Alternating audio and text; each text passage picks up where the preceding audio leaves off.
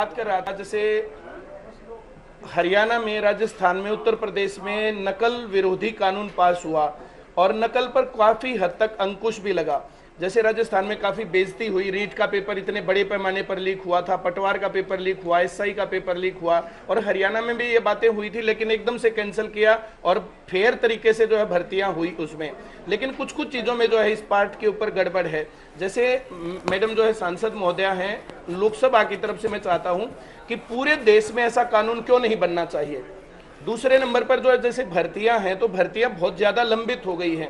2019 में इलेक्शन से पहले भर्तियां निकली थी, आज भी पेंडिंग है। और हरियाणा बेरोजगारी में नंबर 1 किसी भी प्रकार से आंकड़ों में एक जिक्र का बड़ा मामला रहता है। तो वो भर्तियां जैसे पूरी करने के लिए भी काम पूरा किया जाना चाहिए, टाइम लाइन के अंदर भर्तियां पूरी होनी चाहिए। और जैसे यूनिवर्सिटी में, स्कूल्स में, कॉलेजेस में लड़कियां पढ़ने जाती हैं तो उनको बस पास फ्री मिलता है।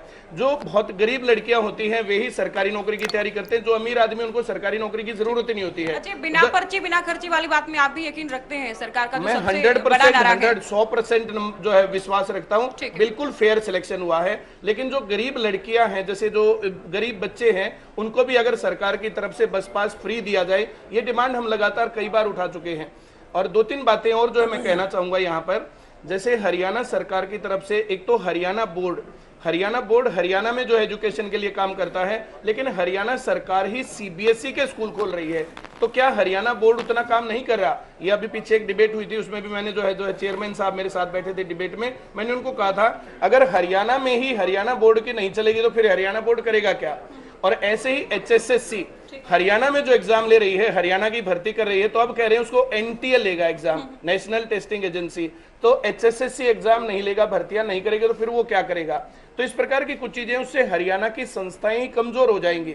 मैं एचएसएससी चेयरमैन साहब से भी मिला था, उन्होंने कहा ये ऊपर का मामला है, आप लोग उठाइए। तो माननीय जो है अध्यक्ष महोदय है, मैडम जी हैं, तो इस प्रकार की चीजें मैं इनसे चाहूंगा ये एश्योरेंस की बच्चों को, जो गरीब बच्चे हैं उनको जब फ्री बस पास दिया जाए।